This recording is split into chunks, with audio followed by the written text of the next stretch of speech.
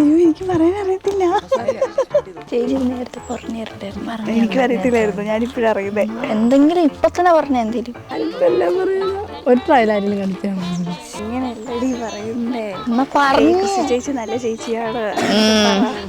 കെട്ടണ ആള് ഭാഗ്യമാണ്. ക്രിസ്റ്റി ചേച്ചിയെ പറ്റി പറയാൻ എന്നാ സ്വീറ്റാണ് ഓൾവേസ്, പാവം അല്ലേ? ചേച്ചിനെ കുറിച്ച് പറയുകയാണെന്ന് വെച്ചാൽ ഞങ്ങൾ 3 പേരിൽ വെച്ച് നോക്കുമ്പോൾ ഏറ്റവും പാവമാണ്. അതുപോലെ തന്നെ ഒരുപാട് പൊട്ടത്തരങ്ങൾ കാണിക്കുമെങ്കിലും മണ്ടത്തരങ്ങൾ മണ്ടത്തരങ്ങളിലേക്ക് ഒമ്പാരമാണ്.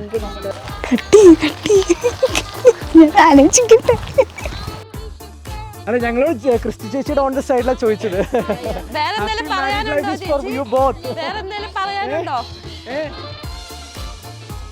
ഒരുപാട് ആള് കൂടി കഴിഞ്ഞാൽ ഭയങ്കര ടെൻഷൻ ആവും.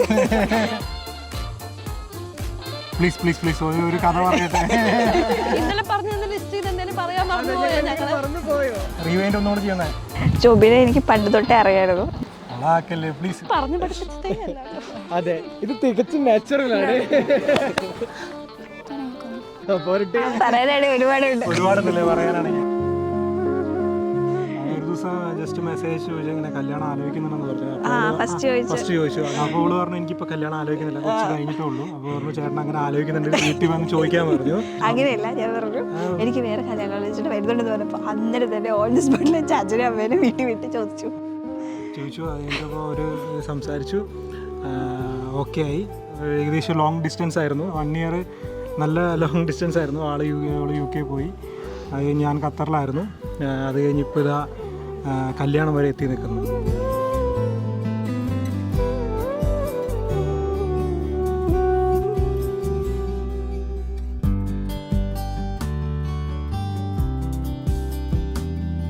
ഒരു ഡ്രീം കം ട്രൂ ഒരു നിമിഷമാണിത്.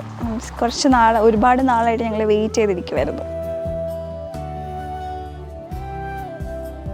Finally yes, it's happening.